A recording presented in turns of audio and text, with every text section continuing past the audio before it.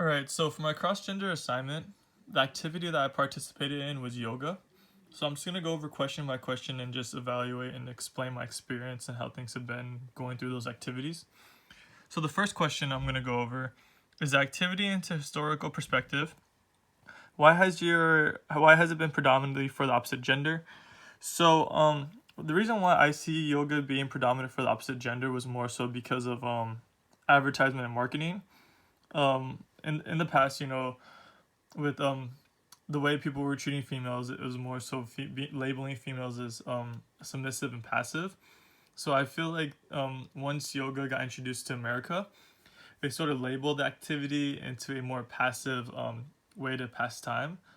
And the way they proposed it, it was always showing off females doing the activity. So I think that just sort of played its role into how it was merged into society. How frequently did people of our or of your gender participate in activity in the past? Well, yoga was actually founded um, about 5,000 years ago in India, based off some Hindu philosophies, and it was actually introduced to America by a male instructor in Chicago. So, for the frequency of people in our gender before, it was actually males that discovered it.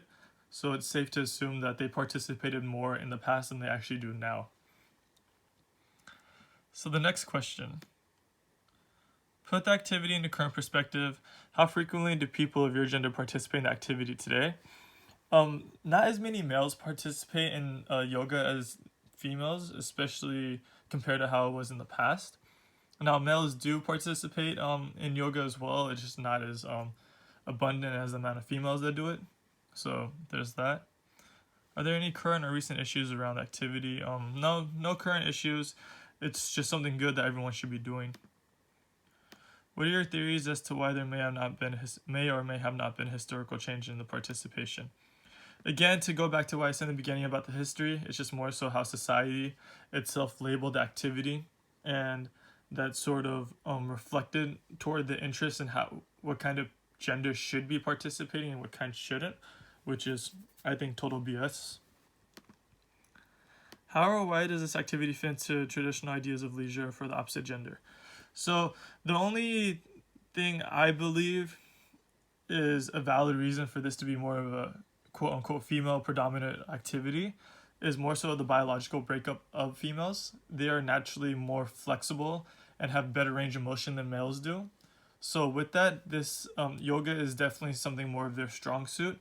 So I can see why it attracts more females because it's something that they're naturally better at than males.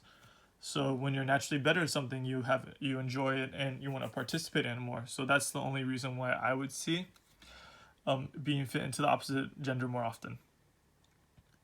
How does your experience with the cross gender activity relate to class material covered? So again, just being very how should I say it? Being very close minded with the activities and sort of the expectations behind it. Just because it's advertised, promoted, and labeled as a female activity doesn't mean it has to be that way. Now, again, like I said, the only reason why I see it being more beneficial for females or why females like it more is just they naturally have a better advantage at performance when it comes to doing yoga activities. But that doesn't mean that it's dedicated to just them. It's something that they have to be doing or they should be doing. It's just good for your health overall. So I believe that this is something that people should just do as a whole, regardless of what it's labeled or what it's portrayed to be done by. Why have you not participated in the activity before? What constraints might have you had or have you had felt or had? So for me personally, I have nothing against yoga. There's no constraints or anything involving the activity. Just for me personally, I have different ways on working on flexibility and stretching, and when it comes down to yoga, I just personally don't want to invest as much time to do something I can do in 5 minutes. That's really about it. How did this activity challenge you? What were you feeling while you participated? So I'll be honest, yoga is a lot harder than it looks. Even for someone as myself who exercises, stretches, and stuff daily, um, it's pretty tough. It raises your heart rate quite a bit. Really focuses on balance and stability, which is a which is something I personally don't focus on. So that's a good challenge for myself, and it's just a good environment, especially if you have a good instructor. They're able to keep you relaxed, very helpful when it comes to struggling, and just proper instructions that make it a lot more enjoyable to be a part of the class. What insights into leisure for your gender and the opposite gender were gained? I don't really think there's much gained regarding this activity. When it comes to yoga, I don't really think you need to go through too much explanation on what it is. I feel like people have the general basics of what yoga is. So, yeah, I don't think there was much insights gained from this. Would I participate in the activity again? Why or why not? Me personally, again, like I said, it's not something that's really important to me. I myself wouldn't really participate in it again unless I had the time to or I just had nothing else to do.